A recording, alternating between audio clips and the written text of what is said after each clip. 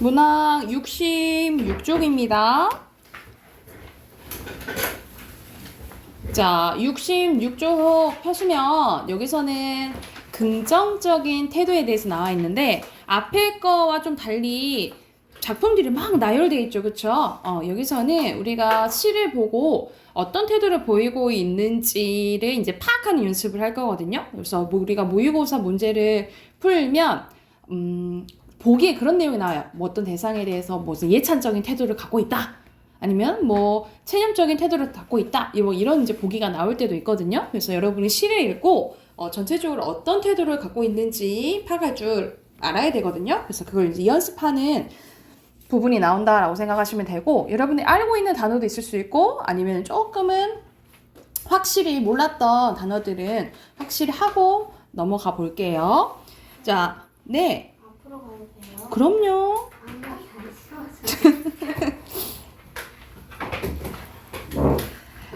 자, 여기서는 아저씨가 말한 부분을 보면, 자, 화자가 어떤 상황에 처했는지 먼저를 파악한 다음에 그 다음에 화자가 시적 대상을 어떤 태도로 대하고 있는지를 확인합니다. 그리고 화자의 어조, 우리 어조는 말투죠.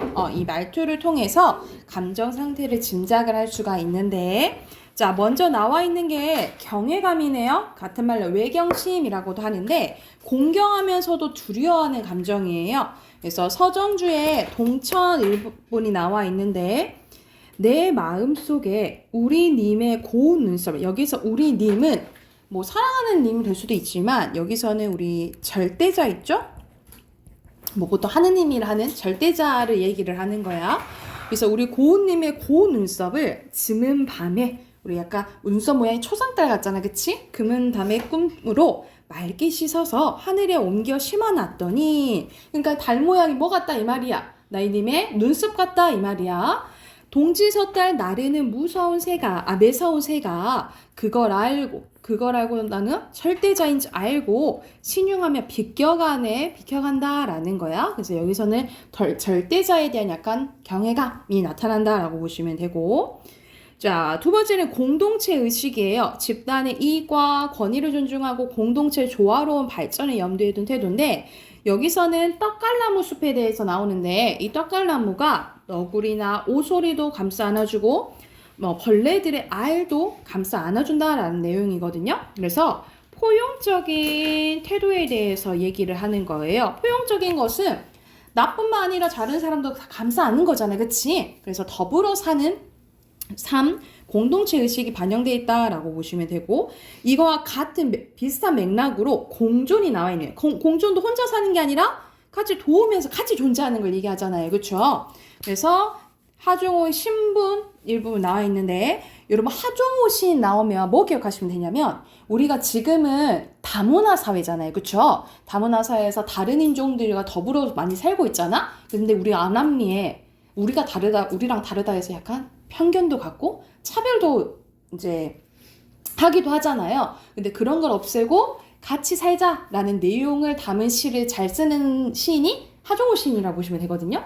그래서 여기 일부분 보면은 한국 청년 지한석 씨가 내는 숨소리에 미얀마 처녀 파파 위난 씨가 가만히 기울인다 하면서, 여기서는 이제 동남아, 보통 우리가 동남아 지금은 조금 그래도 많이 줄어든 것 같긴 해요. 근데 동남아 뭐 이주 노동자에 대해서 약간 안 좋은 시선을 또 우리가 막 무서워하기도 하고 막 이러잖아. 이런 것을 없애고 똑같은 사람이니 같이 더불어 살자, 이런 이제 내용이라고 보시면 되겠고요.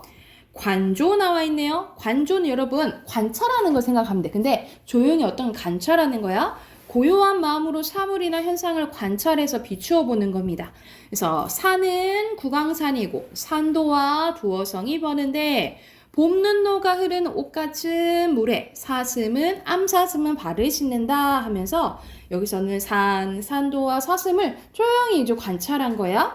그런데 점점점 어떤 느낌이 들어요? 점점점 가까워지는 느낌이 들지, 그치? 그래서 시성 전개 방식은 원경에서 근경으로 가고 있다라고 보시면 돼요.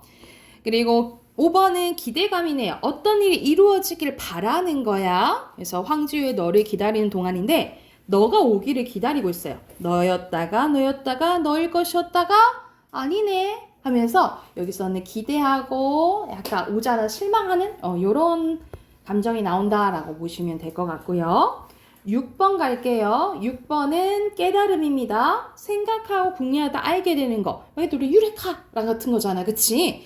자, 나를 가르친 거 언제나 시간이었다라는 거야. 우리 보통 그런 말 하잖아. 시간이 약이다. 이런 말 하잖아요. 그쵸? 뭐 요런 이제 세상의 진리 이런 깨달음에 대해서 이제 나온 부분이 있을 수도 있고 달관은 초월한 걸 얘기하거든요. 그래서 소소한 사물이나 일에 얽매이지 않고 세속에 벗어난 듯한 태도를 얘기한다라고 보시면 돼요. 그래서 어디에 집착하지 말고 괜찮아, 뭐 어때? 뭐 이런 느낌 있잖아. 초월한 거. 그래서 강냉이가 있건랑. 그래서 강냉이라 했더니 얘들아 강냉이가 뭐야? 라고 물어봤더니 이빨이요 이러는 거야. 소위 강냉이 털린다라고 얘기하잖아요. 여기서 강냉이 뭐 얘기하는 거야? 옥수수예요, 옥수수. 그래서 강냉이 털린다라는 거는 보통 우리 치아랑 좀 비슷하게 생겼다 해서 이제 얘기를 하는 거야. 그래서 강냉이가 있걸랑 함께 자셔도 좋다. 왜 사냐고 하면 그냥 웃는다라는 거죠, 그쵸? 그래서 여기서는 삶에 대한 이렇게 집착이나 이런 거 없고 조금 여유로움과 달관적인 태도가 드러나 있다라고 보시면 되고요. 동경은 내가 바라는 걸 얘기를 하는 거야. 어떤 것을 간절히 그리워서 그것만 생각하는 걸 얘기를 합니다. 그래서 춘향이 추천사인데 춘향이가 화자로 나와요. 그래서 향단아, 자기 신녀인 향단이한테 그네줄 밀어라 라고 얘기를 해. 그래서 어디로 가고 싶은 거야? 나 저기 하늘로 올려다 나 하늘로 가고 싶어 라고 얘기를 하는 거야. 그래서 여기 하늘이 동경의 대상 이상향이라고 보시면 되겠죠. 근데 우리 여러분 그네줄의 특징은 뭐야? 올라가지만 다시 내려오지, 그쵸? 그래서 결국엔 도달할 수 없는 한계에 대해서 얘기한 부분이라고 보시면 돼요. 9번 가볼게요. 동질감입니다. 동질감은 뭐야? 같은 성질이 비슷해서 익숙해서 잘 맞는 느낌을 얘기를 하는데 노란색 부분 있는 마지막 면 봐볼게요. 여자는 자리에서 일어나 옷깃을 여미고 화단에서 금자나 한 포기를 따 가슴에 꽂고 병실 안으로 사라진다.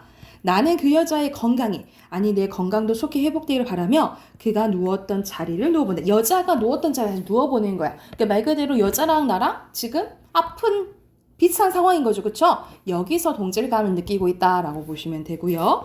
그와 비슷하게 동화 나오네요. 동화는 뭐야? 같아지는 걸 얘기를 하는 거죠. 그쵸? 성질, 양식, 사상들이 다르던 것이 같게 되는 걸 얘기를 하는 거예요. 하늘이 깊게 숨을 들이켜 나를 들이마시다.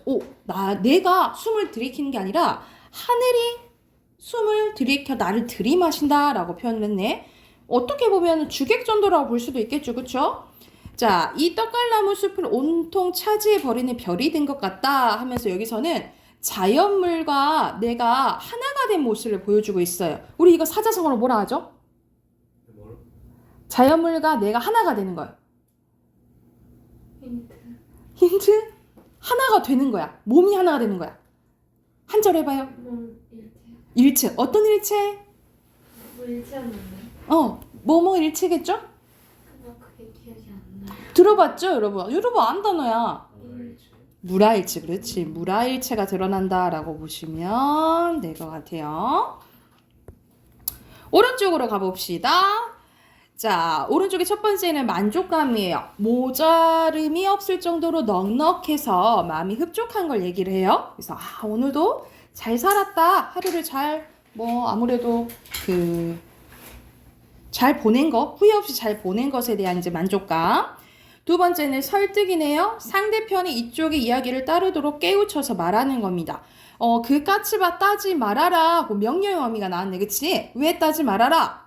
날짐승들 줘야지. 해서 따지 말아라 하고 조카들한테 이제 얘기를 하는 거고. 성찰은 자기의 마음을 반성하고 살피는 거예요. 대표적 인물이 누구예요? 윤동주죠? 윤동주의 길 나왔네. 쳐다보며 하늘은 부끄럽게 푸릅니다. 그래서 나를 부끄럽게 만드는 건 뭐야? 하늘인 거에서 하늘이 내가 부끄러운지 안 안 부끄러운지 다 위에서 우리가 하늘을 지켜본다라고 얘기를 하잖아요. 그렇죠? 그래서 보통 하늘은 윤리적 판단의 기준이 된다라고 보시면 돼요. 그래서 이 하늘을 통해서 부끄러운지 안 부끄러운지 판단한다라고 생각하시면 될 것 같고요. 자, 네 번째는 성취감입니다. 목적한 바를 이루었다는 느낌인데 고재종의 첫사랑 일부분이에요. 첫사랑을 자연현상에 비유한 거거든요. 눈이 도전을 계속합니다. 뭘 하려고? 꽃을 피우려고. 그래서 마침내 피어낸 저 황후를 보아라. 자, 황후를 피어냈다라 표현했잖아. 고로 이게 눈이 피어내고 싶었던 눈꽃을 의미한다라고 보시면 돼요. 그래서 도전 끝에 이뤄냈다라는 성취감이 드러나고요. 자, 소망은 어떤 것을 바라는 거죠. 어서 너는 오너라 하면서 너가 오기를 바라는 거거든. 근데 여기서 너는 누구냐? 여러분 박두진 보이죠? 박두진 보면 일제강점기 때 생각을 하면 돼. 그러면 일제강점기 때 생각하면 너가 오기를 바라잖아? 그러면 너는 뭘까? 그렇지. 광복, 독립을 의미한다 라고 보시면 돼요. 되나요? 자, 6번 가면 6번은 수능, 수용입니다. 어떤 것을 받아들이는 거예요. 잠깐만. 어떤 것을 받아들이는 거예요.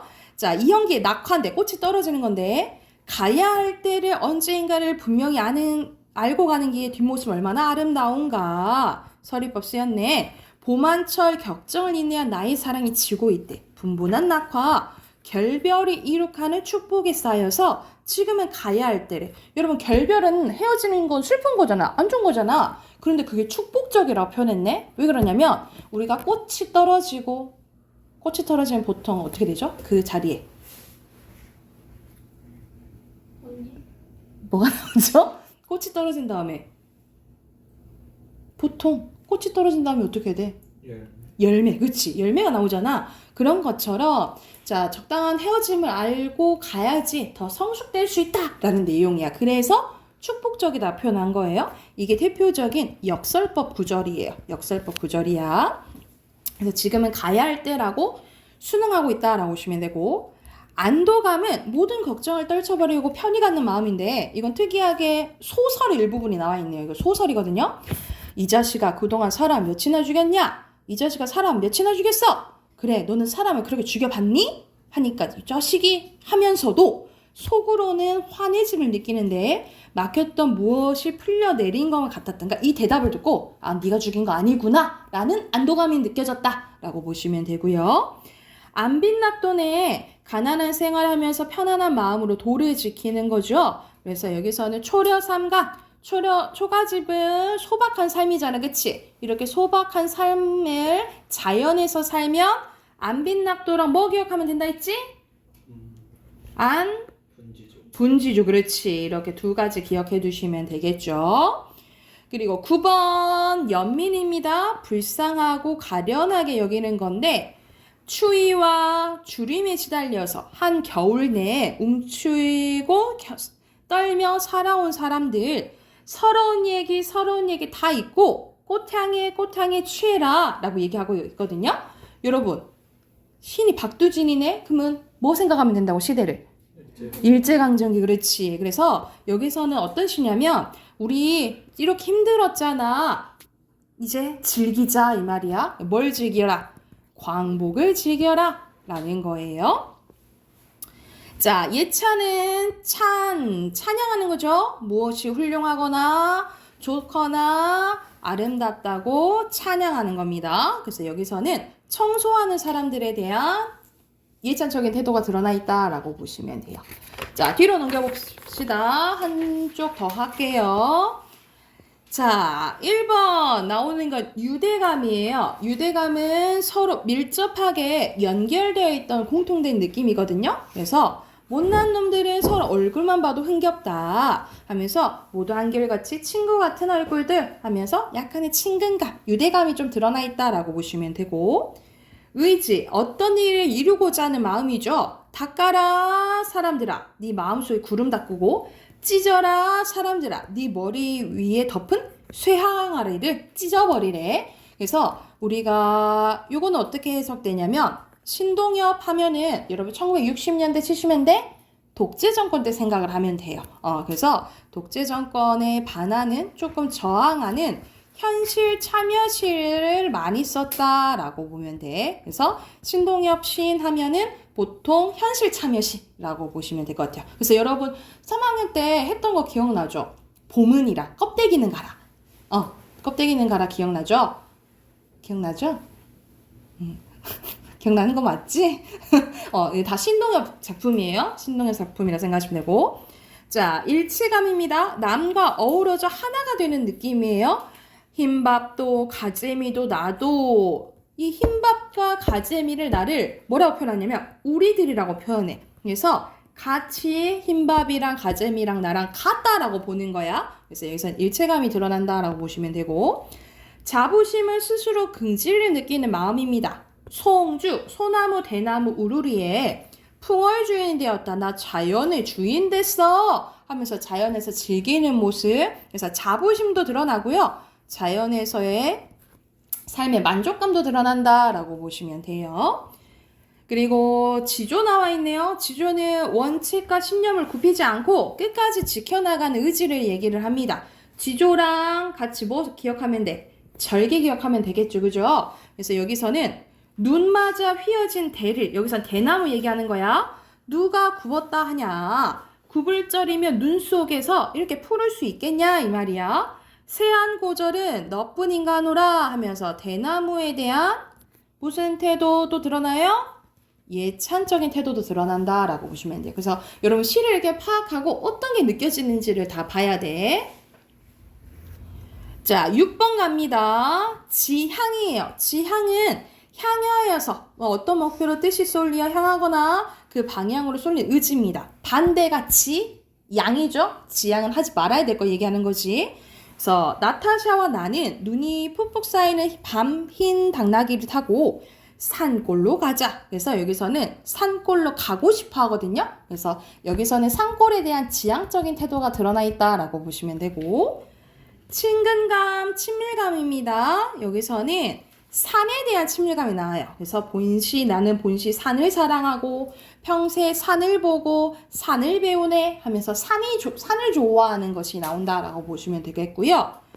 8번째는 통찰이네요. 통찰은 꿰뚫어 보는 걸 얘기를 해. 여기서는 법정 스님의 무소유라는 여기서는 수필입니다. 이건 수필인데 크게 버리는 사람만이 크게 얻을 수 있고 아무것도 갖지 않을 때 비로소 온 세상이 갖게 된대. 이건 대표적인 무슨 법이에요? 역설법. 그렇지. 이것도 역설법 구절이에요. 그래서 여기서는 우리가 인생사, 소유에 대한 통찰이 드러난다라고 보시면 되겠고요. 밑에는 풍류 나와 있네. 풍류는 멋스럽고 운치가 있는 일 얘기하는데 보통 여러분 자연에서 즐기는 거 나오잖아요. 자연에서 즐기고 놀아. 그러면 풍류적인 태도라고 생각하시면 돼요. 추강에 밤이 드니 물결이 차다. 낚시 들이치니 고기가 안이 문다. 여기서 무심하다는 거 마음이 없다라는 소리는 뭐가 없다는 소리일까? 로봇이라는 소리일까? 마음이 없다는 소리는 여기서는 욕심이 없는 걸 얘기하는 거예요. 욕심이 없는 달빛만 싣고 빈배져 노라. 좋으나라 하면서 여기서는 이제 낚시하고 여유 부리는 이제 모습이 나온 거죠. 그래서 즐기는 풍류가 드러난다라고 보시면 되고 마지막은 해악이네요. 해악은 우스꽝스럽게 표현한 거잖아. 그래서 여기서는 시집살이 노래인데 시부모님 우리 시댁살이 하면 힘들잖아요. 근데 이걸 나쁘게만 표현한 게 아니고 호랑새고 꾸중새고 새에 비유해서 조금은 우스꽝스럽게 표현했다라고 보시면 될 것 같아요. 그래서 이거 이제 연습하는 문제가 뒤에 쭈르륵 나오는데 73쪽까지 숙제로 해오셔야 되겠죠. 73쪽까지 숙제 체크하시고 독서 펼게요. 숙제 체크하시고 독서 56쪽 펼게요.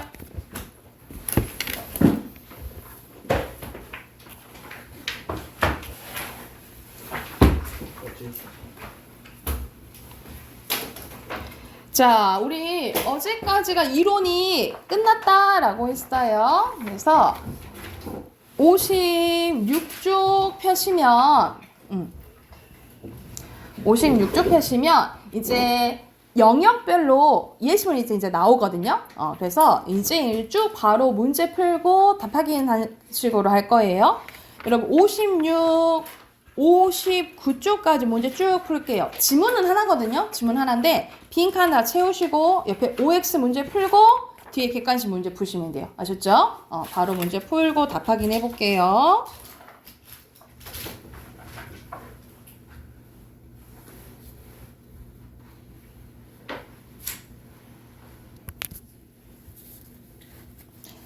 여러분 같이 한번 봐봅시다. 56쪽 빈칸부터 확인해 볼게요. 1번에 부족함, 2번에 없음, 3번에 선한 본성, 4번에 수양, 5번에 의로운, 6번에 불가피, 7번에 도덕적 판단, 8번에 악한, 9번에 교육과 학문이고요. 그리고 10번에 이기적, 11번에 이 부국 강병이에요. 오른쪽에도 빈칸 있죠. 1번에 원인, 2번에 선한 본성, 3번에 과요, 4번에 호연지기, 5번에 본성, 6번에 인위적, 7번에 왕, 8번에 동기부여, 9번에 수단, 10번에 법이에요. 됐나요? 자, OX 봐보자. 1번에 욕망, 맞죠? 1번에 O, 2번에 욕망을 없애는 게 아니라 어떻게 바라보는지예요. 그쵸? X, 3번에 O, 4번에 여기는 원인 선호관계가 틀렸죠? 그쵸? X, 5번에 O, 6번에 후천적으로 생긴다 했어요. X, 7번에 O, 8번에 수용해서 드러내기보다는 제어해야 된다 그랬잖아. 그치? X, 6번에 여러분 순자랑 맹자는 사상 자체가 달라요. 같이 틀렸죠? X, 10번에 O, 11번에 O, 12번에 욕망을 완전히 제어해야 하는 것이 가능하다고 주장했어요. 힘들다고, 완전히 하기 힘들다 했지? X. 13번에 교화할 수 없다 봤어요. X. 14번에 O. 15번에 자발적이 아니라 법이 필요하다 했잖아요. 그치? 외부적인 게 필요하다 했어요. X입니다. 자, 그럼 여기서는 욕망을 바라보는 사상가들이 다 다르잖아. 그치? 그러면 1번에 가장 적절한 거 몇 번일까요? 1번. 그렇죠. 그리고 2번에 가장 적절한 것은? 4번. 그쵸? 4번이고요. 13번에 여러분 맹자 입장이거든요. 맹자는 성선설이야. 자기가 수양 가능하다라고 본 거야. 그럼 몇 번일까? 5번이겠죠. 그리고 4번에 가는 순자고 나는 한비자거든요. 얘네들의 공통점은 성악설이야. 성악설은 그러면 기억 맞겠죠. 그치? 그리고 니은이에요. 1번입니다. 디귿은 순자 입장이고요. 리을은 한비자 입장이에요. 됐을까요? 자, 넘어가겠나요? 질문 있나요? 괜찮나요? 그리고 우리 마지막 문법으로 갑시다.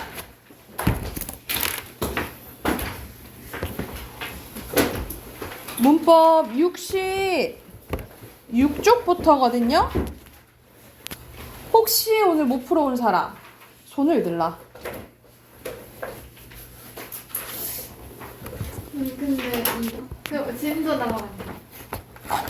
진도 나가는 게 지금 문제가 아니야. 이걸 마무리를 해야. 윤서야, 이거 1학기 때 시험범위에요. 안 하고 넘어갈 수가 없어. 마스터 해야 돼요, 이거. 완벽해야 돼. 여러분, 지금 좀 덜 푼 친구 있으니까 어차피 끝까지 풀어야 되거든요. 75쪽까지 쭉 풀게요. 75쪽까지 쭉 풀고 쌤이 앞에 문제풀이 좀 해줄게. 알겠죠? 지금 75쪽까지 쭉 푸세요.